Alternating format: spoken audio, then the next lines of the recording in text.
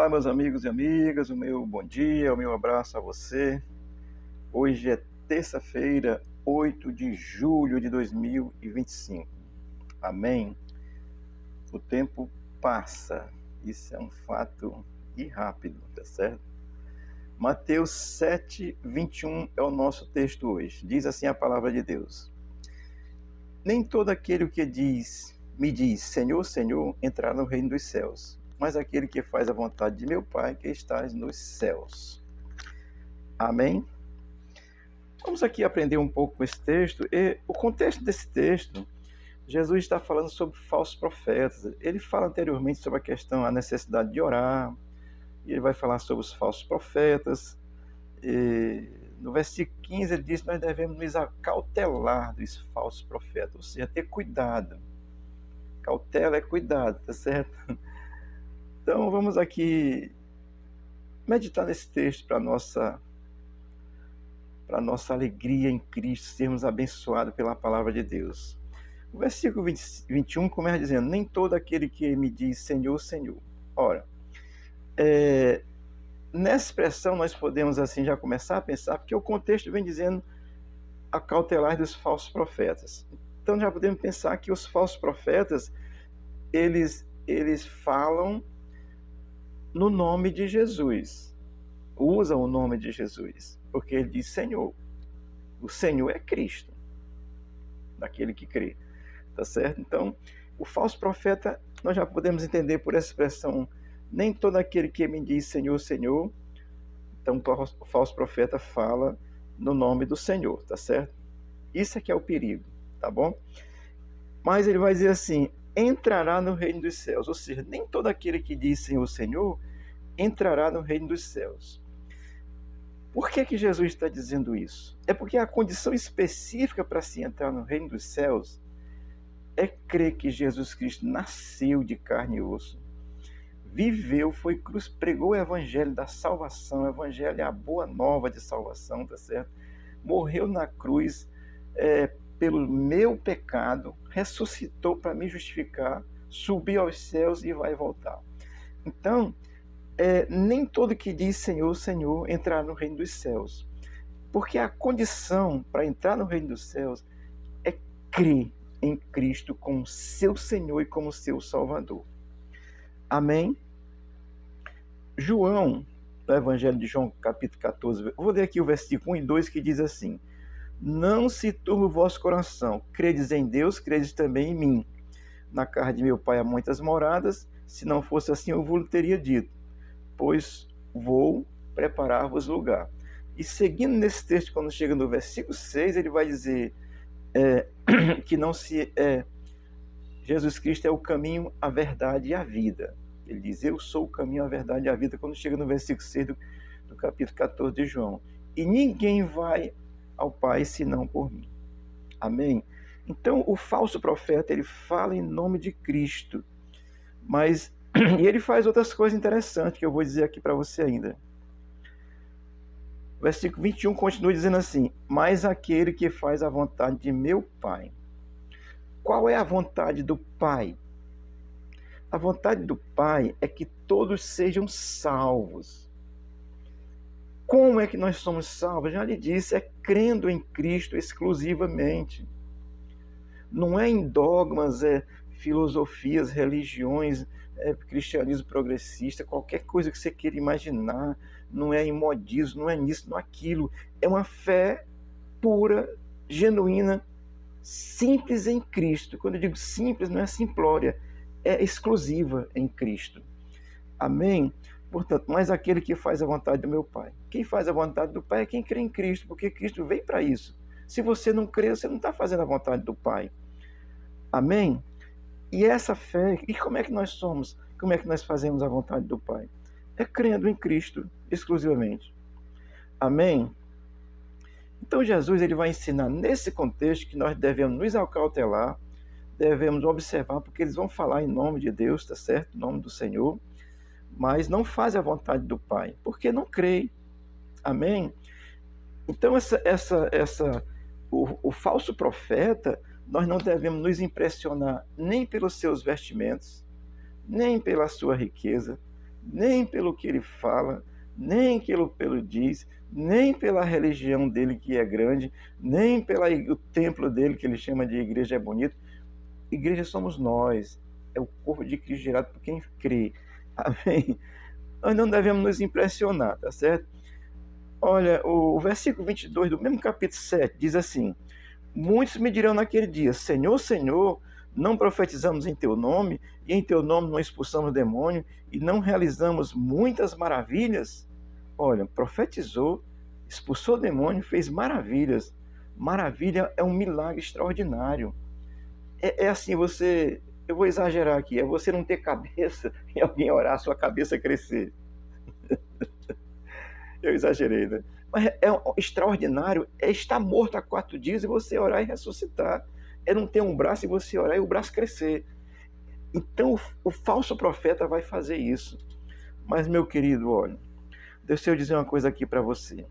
Realizar milagres, expulsar demônio, fazer maravilhas, não são critérios para entrar no reino dos céus. Amém? Isso não é critério para entrar no reino dos céus. Falar línguas, não, isso é dom. Mas assim, isso não é critério para entrar no reino dos céus. O versículo 1 vai dizer assim: que está no céu. Então ele fala assim: mas aquele que faz a vontade de meu Pai, aí que está no céu. Cristo está afirmando aqui. Então, Deus Pai está no céu. Ou, naquele contexto, Cristo estava na terra, literalmente. Agora, Cristo também está no céu. E assim, e no céu não entra pecado. Por isso é que Cristo veio para justificar o pecado daqueles que creem em Cristo e aceitam Cristo como seu Salvador, estão justificados diante de Deus. Esses entram no reino do céu. Por isso não se impressione com as vestes, não se impressione com a religiosidade que tem poder, né? A religião tem muito poder no mundo. Agora Deus tem todo o poder, tanto no mundo como eternamente, como espiritualmente. Amém? Então, amados, assim, esse texto é muito gracioso, porque ele vai nos chamar a atenção para isso, tá certo?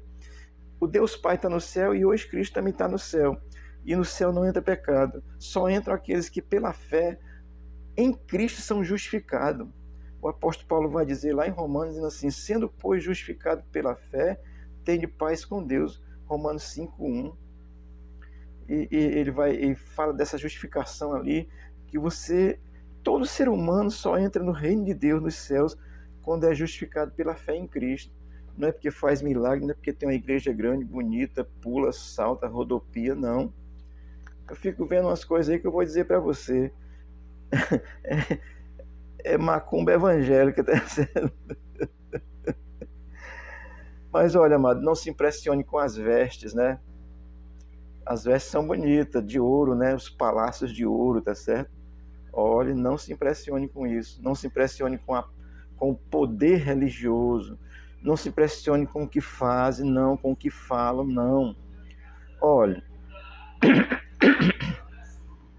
a marca indelével de um falso profeta, ela vai estar no interesse egoísta, no interesse religioso, no interesse financeiro, assim, no curandeirismo, na distorção da palavra de Deus, distorce a palavra, usa aplicando naquilo que ele quer e não a verdade da Bíblia, pregam por ganância, mentem, porque distorce a palavra, bota Cristo junto com outras coisas, diz que há alguém que intercede no lugar de Cristo.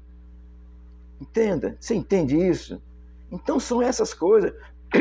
O falso profeta, ele é isso.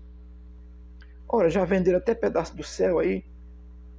Quanto mais dinheiro você botar, você tem perdão. Isso é roubo, mentira.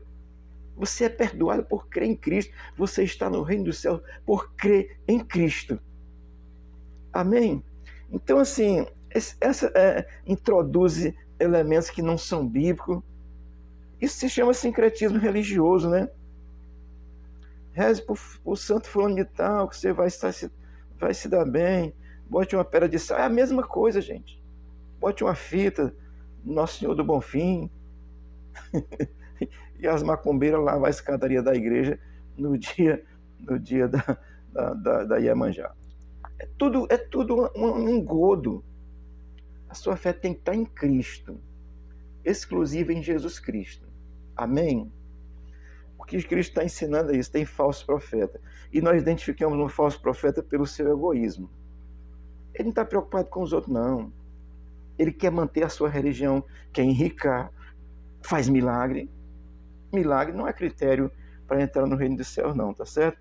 O critério exclusivo para entrar no reino dos céus é crer em Cristo como seu Senhor e Salvador. Olha, o mau pastor, ele quer tudo isso.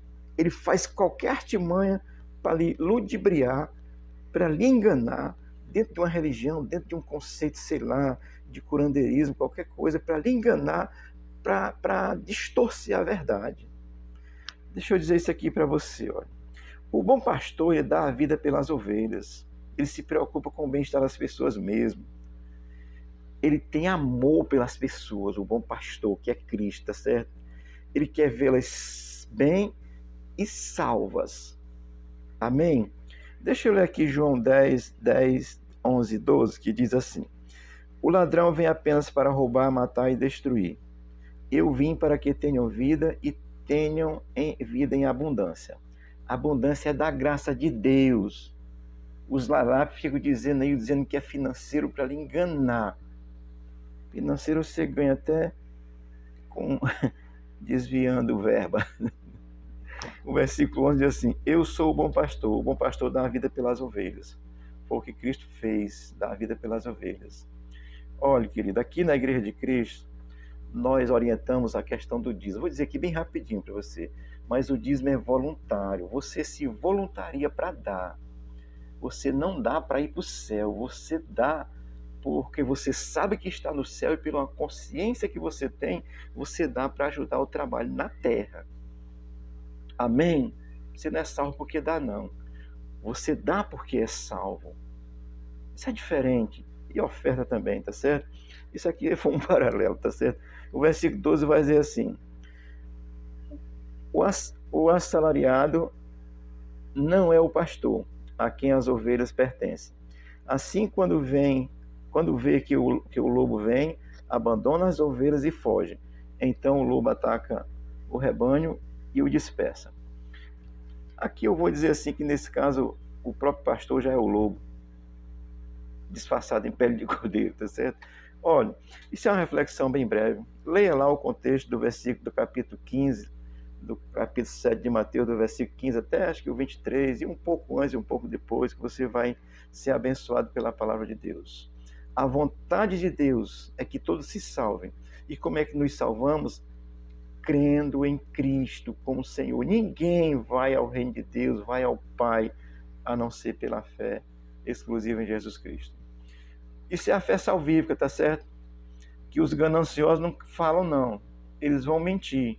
Vão te oferecer muitas coisas para te ludibriar e te enganar. A fé em Cristo é uma fé vívida, pura, que nos dá uma consciência de quem nós somos, filhos de Deus pela fé, e aonde nós estamos hoje, estamos no reino hoje pela fé, e participaremos do reino eterno por essa fé, porque foi isso que Cristo veio fazer na terra, foi salvar a humanidade. Quem não quer, não vai para o inferno não, já está.